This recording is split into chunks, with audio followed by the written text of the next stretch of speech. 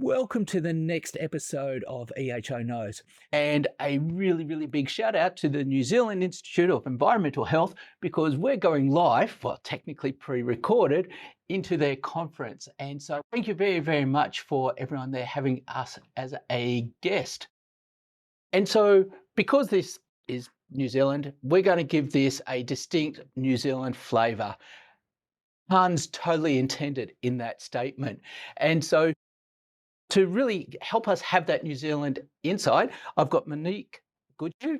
Well, we'll find out why she is uniquely placed to be able to give us such a good insight. So, Monique, hello, and who are you? Kia ora koutou, ko Monique tōku ingoa. He uri ahau no te rarawa, te kaunihire a rohe o Otipoti, tēnā koutou katoa. So kia ora, hello, my name is Monique Goodhew. I'm an EHO in Otipoti, Dunedin. I've been in EHO for around 9 years. I started as a fresh 20-year-old down in Dunedin, and I travelled all the way from Kaitaia in the north of Aotearoa, New Zealand, all the way down here. I think what you're saying, I'm uniquely placed because I've got 1 foot in my whānau kitchen and 1 foot in EHO world. So it's a very interesting space to be in. So, your parents, your grandparents, what the diversity we're looking at there? Diversity wise, my granddad is on my dad's side is Irish. My grandmother on my dad's side is Māori. There's probably a lot more in there, but let's just talk about the main bits. Then on my mum's side, Indian and Māori. So quite a lot going on, and I'm sure if I dug deeper, there's probably even more in there. But those are the biggest things that each of my parents talked about anyway, us having. So yeah, heaps of different cultures. All love food. I think I grew up heavily influenced by my Māori whakapapa or my genealogy. It shaped how I was how I saw the world or the food world, how we were taught to respect food people and the environments that food come from. That played heavily on my decision to move into the EHO world. I was interested from the beginning in microbiology, which is how I ended up looking at food, really. And I just kind of coincidentally stumbled upon EHOs. It wasn't a huge thing that I thought about at uni. It just happened naturally, I would say. But I did take that step really quickly and I didn't look back. Like I said, as soon as I was all done and dusted and qualified, I moved into the council down in Dunedin and I haven't looked back. 9 years now. So Yes. Okay, so what we are going to do is look back.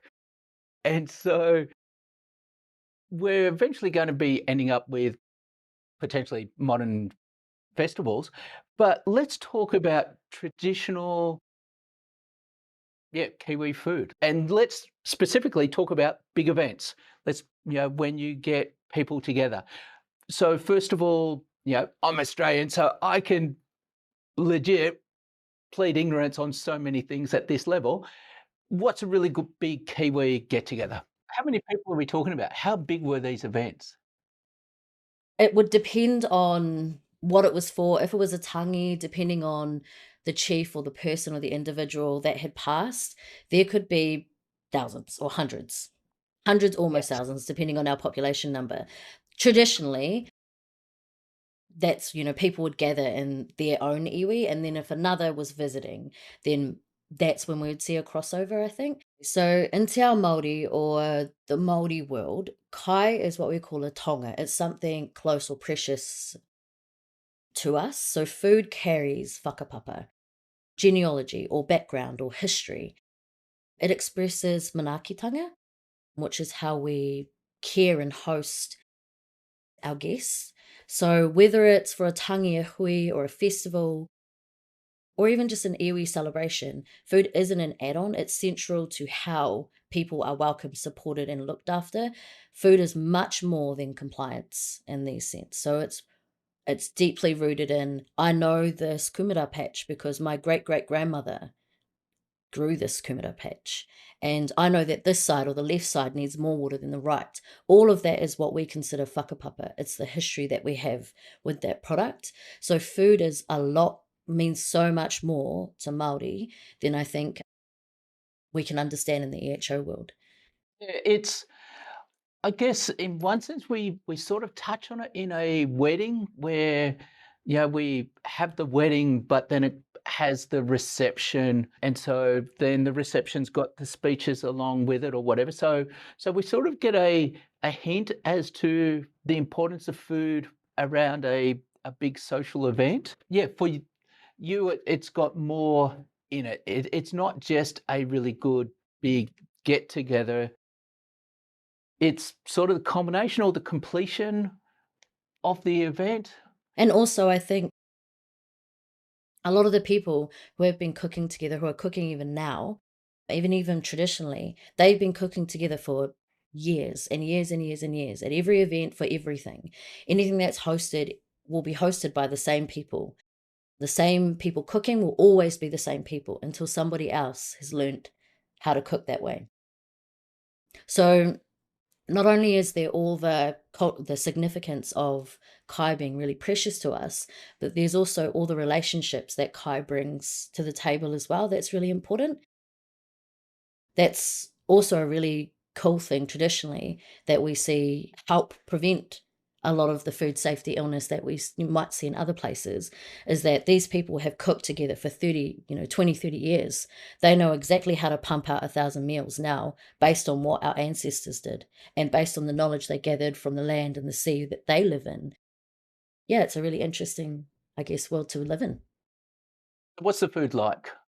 Oh, I will hands down, it's some of my favorite. Nothing will ever beat my auntie's cooking. I don't think even with the same recipe, I could never ever cook that way, and that's why I'm never in the kitchen. Even if I try, I'm always on dishes. But it's beautiful, it's fresh. I love seafood, which is what my whānau specialise in. We love seafood.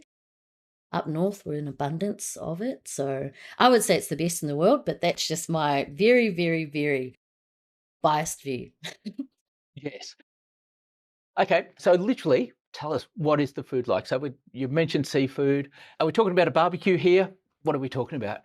So really, there's quite a few. I can talk what my whānau do in our iwi, or what's kind of traditional for us. So I would say there's a bunch of different Māori food. We've got birds, mutton bird is one of them. I think that's an English name for it. Fish, which include all seafood and fish. We've got kina, paua, whitebait, which we would all classify in there. Obviously, we've got crayfish, oysters, all that other good stuff. And then if we think traditionally, we had marine mammals, so seals and stuff like that. Don't know how that would go down these days, but definitely traditionally that was part of our history. And a huge part of what we traditionally ate a lot of was kumara. And these days we've got a lot more options, which is fantastic. We have obviously different ways of cooking it. And when you put all the food together, they have a hāngī, which has got meat, veggies, and everything packed into one lovely little container and cooked in the ground. And then everything else, we've got a mix of modern and traditional techniques. So mutton bird is still sometimes kept in buckets of oil to keep it all fat, to keep it good for longer periods of time. And yeah, I mean, we still say put potatoes in dark places. So what's darker than the ground? Yes. Okay, so Hāngī. Yep. How much food would go into one? So normally a couple of bits of meat, a chicken drumstick or a chicken thigh, some cabbage, some stuffing, pumpkin, and some kumara or potato. That would Yes. go into a little tin container, so a decent amount, and then we would make, let's say, 500 at a time and put it all down together.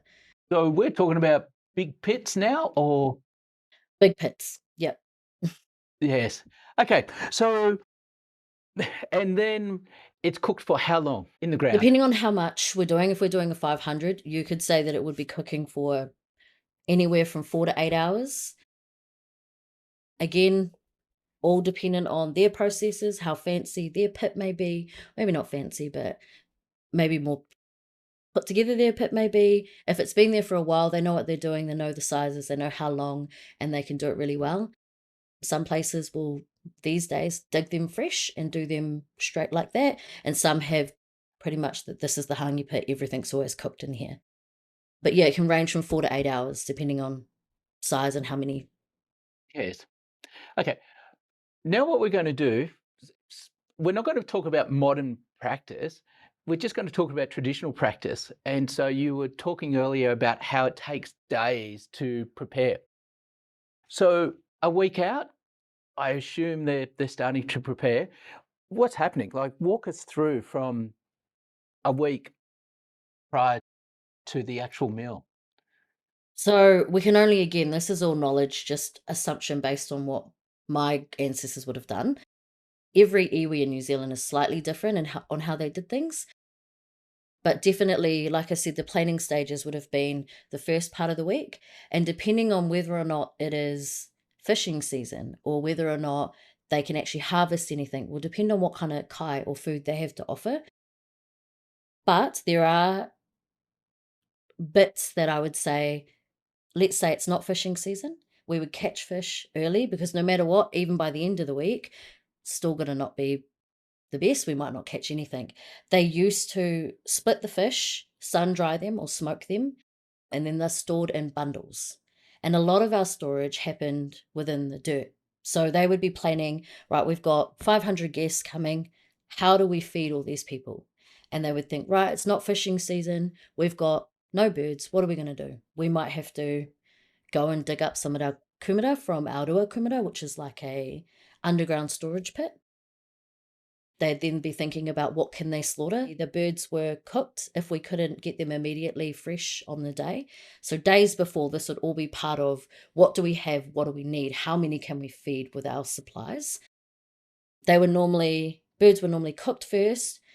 They're packed in their own fat. Like I said, titi or mutton bird were packed in their own fat.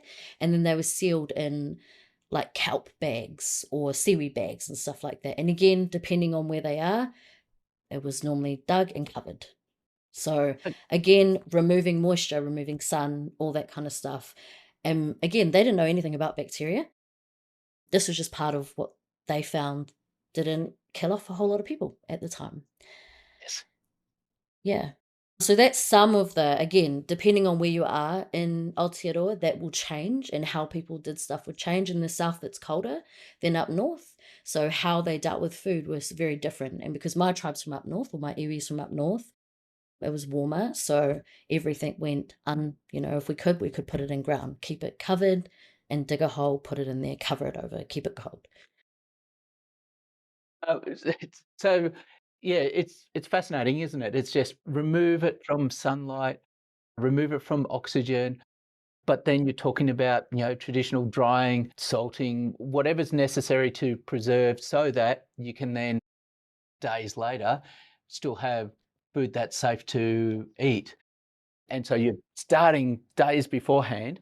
Okay, what else? We're now getting closer. What's happening? So now they would be taking all of this out. They would be doing any of our what we call oven or Hāngī. They'd be preparing something similar where they would cook their kai in hand weaved harakeke or flax baskets. So they'd heat the rocks and then they'd place all the kai, instead of being in little containers, they would be in all flat. The meats would go first and then veggies would go on top. So again, you think about cross-contamination and what that means when the meat's cooking and dropping down versus where the veggies are. It also helps because the meat takes longer than the veggies to cook in these instances. So all of that would be planned for. Again, depending on how big the event was and what they were serving, that's how they would cook some of the meats. When it came to everything else, it would be prepped as close as we could to the time. But again, all depending on what was available. If it was a good season, we'd fish on the day, we'd have fresh fish for them, we'd have fresh everything for our guests. But there's just instances where we know for a fact that just didn't happen, where we'd have to plan. And I mean, back then, food safety was literally survival. So they had to be safe to survive. You also, though, talked about roles. And so you had people who were dedicated to doing this, and you had a culture of passing it on. And so it's just really, really interesting that you've actually got a select group of people who are doing this. Meanwhile, other people are doing other tasks. So you've effectively got, I don't know, chefs but food safety people, being trained up And it's not like you're suddenly bringing in an underpaid 16-year-old and getting them to flip burgers. You've actually got children being raised, educated, mentored into the process. Yes. Yeah.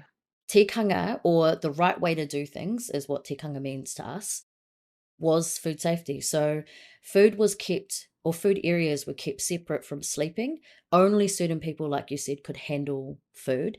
And they would be like my auntie, the best cooks, right? They'd be the best chefs.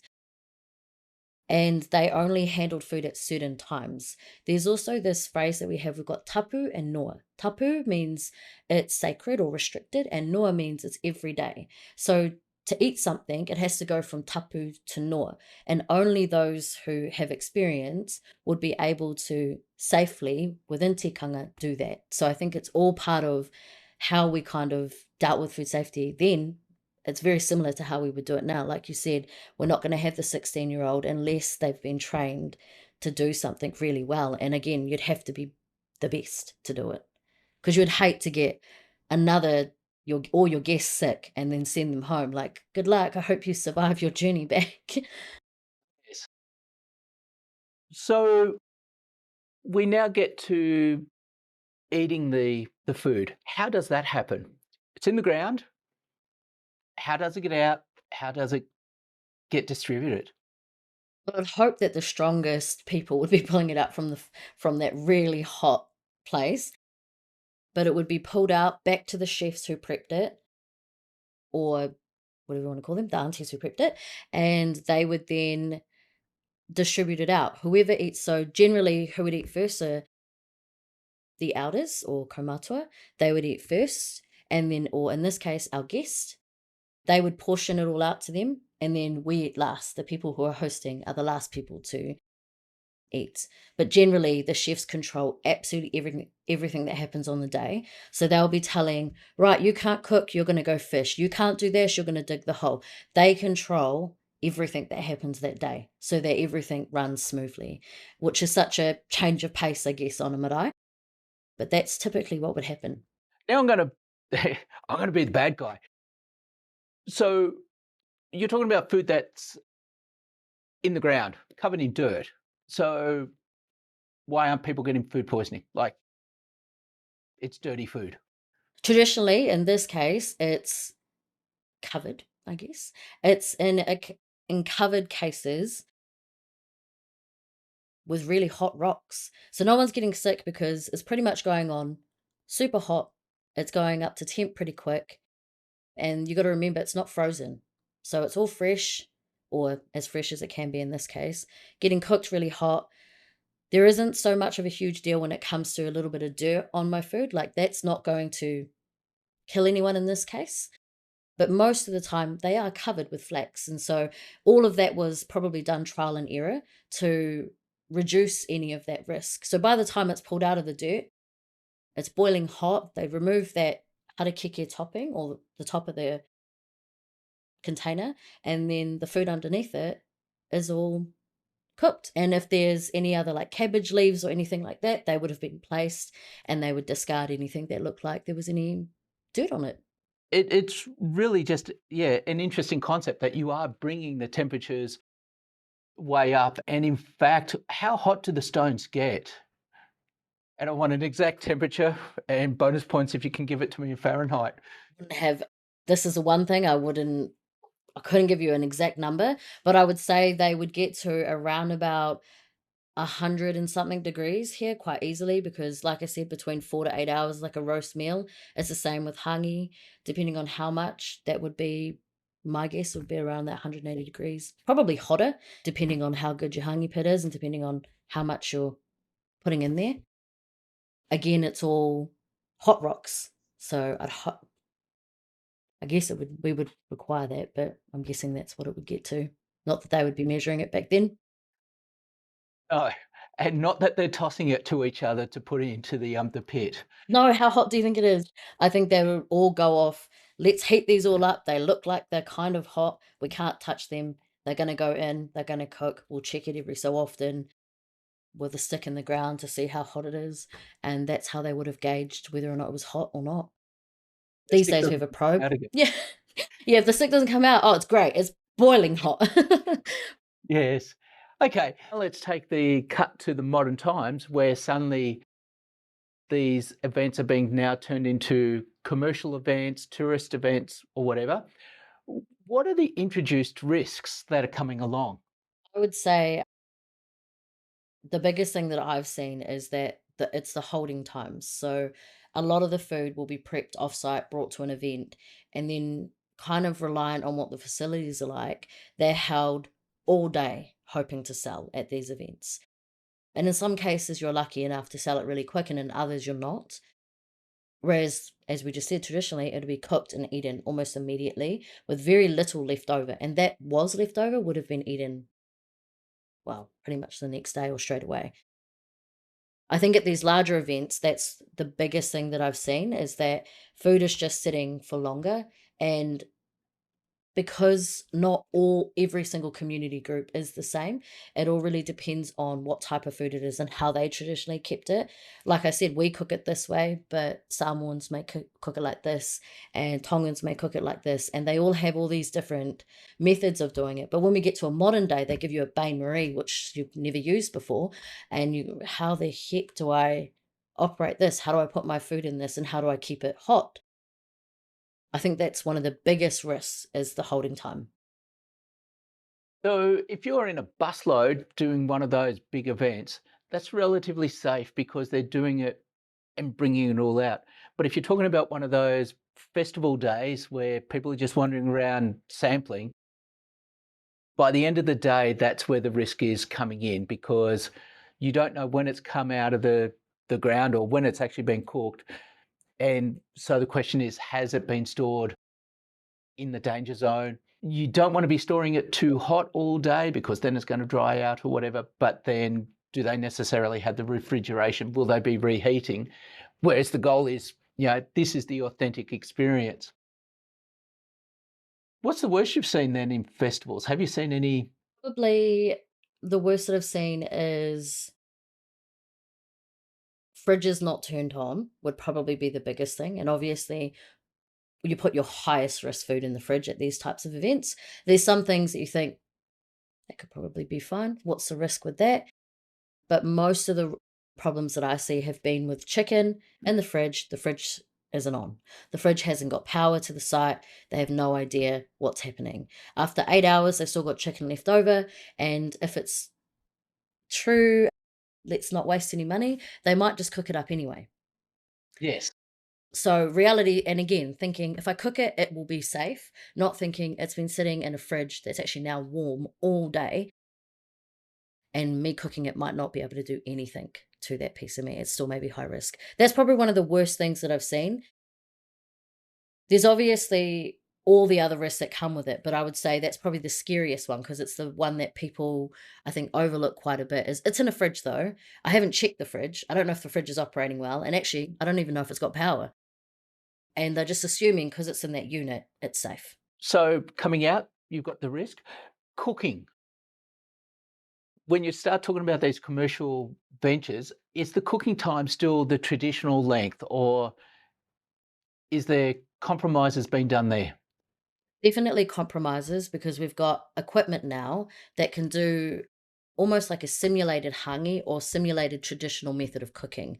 And so you can get steam units, which you can put tablets in, which give it the smoky Hāngī smell and taste, but you can do it in a couple of hours, tops. So the cooking side of it's pretty good. I would say it's a lot. It's a hit or miss, but it's safer in terms of the cooking side of things because you can see it, you can open it, you can look to see if it's cooked. When you dig up a Hāngī, it is what it is when you've dug it, right? If it's not cooked, what are you going to do? Put it back down. It's not been cooked for 8 hours. So there's risk there. Whereas with this one, we can do micro checks. We can have a look. Yep, that's cooked. No, it's not. So cooking side of things, I would say that's better. Does that then open it up to, well, wait a minute, that's reliant on the person checking. So if I want to be doing a quicker turnover, let's just get it going out. Yeah, I would say so. And that's, I think, where we see a lot of the training kind of fall down. Is that we've got a method, let's say we've proven this method, and to cook a Hāngī in one of these brand new modern, I guess, containers or units, it takes 2 hours. I want to make it faster. I'm going to turn up the temp. Let's hope that that makes it faster because I want to go home early. And it's not my business, so I'm just going to do it quick. I think that's where we see a lot of the issue, not just in our cultural festivals, but in general, is that let's skip the method because, again, there's not that care that we traditionally had, and let's just get the food out quick because it's not really for a traditional thing, it's for random people at a festival. And so I think that loss of care for the food also creates a risk. And we're talking before about, the generational passing down of how to do it. Are we still seeing that at people at festivals, or are we now talking about anyone can basically go out, buy a bit of equipment and set themselves up? I think we see a bit of both. We see people who have lost, like there's a generation that lost the information and now they're picking it back up and buying that equipment and doing it a little bit more modern.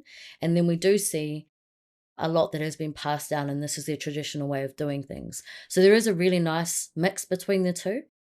It's just making sure that they all come together to understand what baseline looks like, what safety looks like. And so even modern or not, you need to meet us right here in the middle.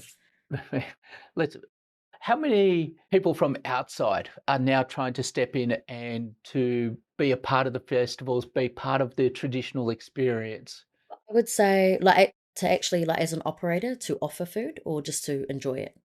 No, to offer the food. Okay. I would say that it's become more and more popular in recent years. There's a lot more, like, now that it's more modern and there's more availability and there's more equipment, you don't have to go to the Hāngī pit at your marae. You don't have to dig up your yard to do it. You can now do it at home, like I said, with this brand new Hāngī equipment or anything like that. I do think there's been a huge, in my view, there's been a lot more festivals, a lot more cultural centered festivals, and a lot more cultures involved in that. So not just Māori, but we're talking the wider Pacifica communities as well. Oh, okay. So we've basically covered the traditional, the that. Anything else you want to be covering? Probably the only thing I think might be useful to like kind of mesh in the end here is around like the engagement because I think we've got all these festivals, we've got all these EHOs. There's still going to be like these two different communities who just don't seem to think that they can exist together. A lot of the work that I've done has shown that, you know, these communities don't accept that local government workers in New Zealand can even understand their processes. And Yes. so that whole being invited in that we talked about, maybe not the invited, maybe not invited in, but how we engage with them is really important. Like if we understand that food is more than just compliance to them and actually it links them back to their family and their land, then I think we have better outcomes for everybody. We're safer. We're all safer together instead of, like I said, we've got that exemption here in New Zealand. If it's a one off, if you're fundraising 20 times, you can go for gold. How do Yep. we make sure that they talk to us so that we can Yep. say, cook chicken to 75, do this and do that, and make sure you're not holding it for 8 hours in an ambient fridge? How do we give them that information? Because one-off event with 20,000 people is still a one-off event with 20,000 people. Yes. So Okay. So now what we've done is we've looked at traditional, and we're basically going, look, traditional is safe because of all the things that happen. It's great and it's safe. But now we're moving into the modern times, and so now we're actually introducing risks that never existed before. And so we've now got so much longer between cooking and then actually serving. And we've got people who are coming in fresh to the industry to be preparing or whatever. So it's actually really interesting that as we're moving forwards, we're potentially getting riskier and riskier. But then at the same time, we have food safety experts, we've got environmental health officers, we've got training and all that sort of stuff that exists out there. But wait a minute, that's on the other side. And so you've got the traditional and then you've got modern. And so even for yourself, where you're saying, hey, I'm an environmental health officer, let me step in and give you advice. What was your experience there trying to step into some of these traditional events and trying to help? At first, it was quite tough. I would say that there's a lot of relationship building. I mean, there's been years where we've had, food safety laws or regulations, and some of these communities have never heard about them because they've been doing their events in their iwi or in their groups that fall under certain exemptions, and they haven't been able to, ask for advice or feel supported or kind of pitch their ideas, if that makes any sense. So it was really, really tough. And I think the biggest thing that I learned from engaging again, not only with my community, but with also other Pacifica communities, is that engagement and engaging early is one of the biggest things to them. It's about relationship building. There could be months of me just saying, do you need some help today? Do you need to talk about what kind of food? Do you want me to talk to anyone about food safety? I can host a workshop, or I can come to you and talk about food safety. And sometimes you can feel a little bit pushy or annoying, but at the end of it, like I said, it's all about sharing that knowledge for the next generation. It's the same kind of thing. We're just approaching it in a way that they are used to seeing and what they understand, and what them they feel way more respected being on the same level as me than me coming in from enforcement only saying, I haven't talked to you at all, but I don't like this event. It's really unsafe. I'm going to shut you down because I didn't engage. Whereas if we were to start early, like you said, traditional doesn't mean bad. We just need to understand what they're doing, and they need to understand what we're doing. Ultimately, Māori food practice is about manaakitanga, looking out for others properly. And environmental health is also about protecting people from harm, especially the most vulnerable. When both sides talk and listen to each other, these large cultural events, they don't just become safer, they become stronger. And every year that relationship gets better. So once the relationship's built, that really tough part, it's really easy from here on out. I hope. Fingers crossed. Okay, so how can you instantly destroy that relationship up front? How do you start? Totally wrong. This food tastes bad. No, probably more something, like we're coming in heavy rule book. So they've never seen us before, they don't know who we are, they don't know what our job is, and they don't know what kind of authority we hold. We've come in, we've told them, "Never met you, I'm gonna shut you down." I couldn't imagine coming to your house and saying to you, "Look, I've never met you, Shane, but the food's horrible, I'm shutting you down today." Out of Yeah, no nowhere, more you've never cooking. seen me before? Okay. Yeah. You've never seen me before, and I'm telling you, that's it. I've had enough. That would probably be the worst way to introduce ourselves to them in their space. It would be just like we would probably hate tomorrow. We're going to change the legislation on you, which let's hope that doesn't happen.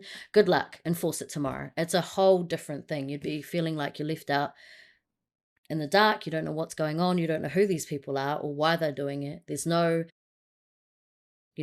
reasons to why or steps to do things. They just feel really, really kind of, I guess, underhanded in this situation.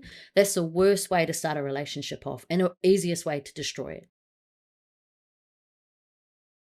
But what I did discover through this episode is actually, no, there is an entire language around food safety and culture there. It's just that if we step in with our language, our expectation, then it's just not going to resonate. Whereas,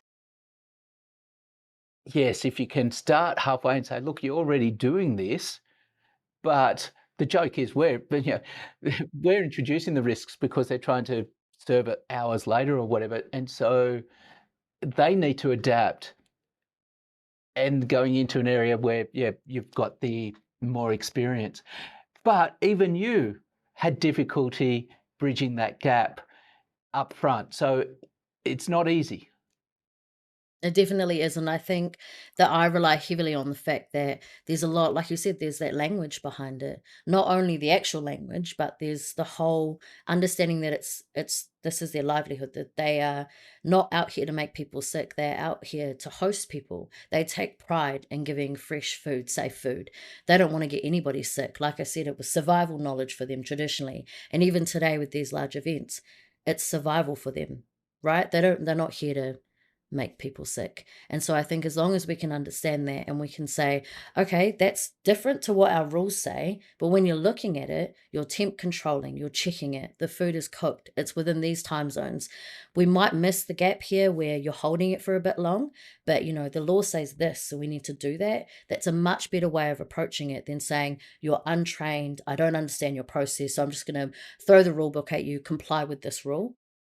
A lot of the time they are complying. We just need to open our eyes a bit to how they're complying. It might not look the same as a commercial kitchen, but it's there. Yes. And they survived thousands of years doing it the old way.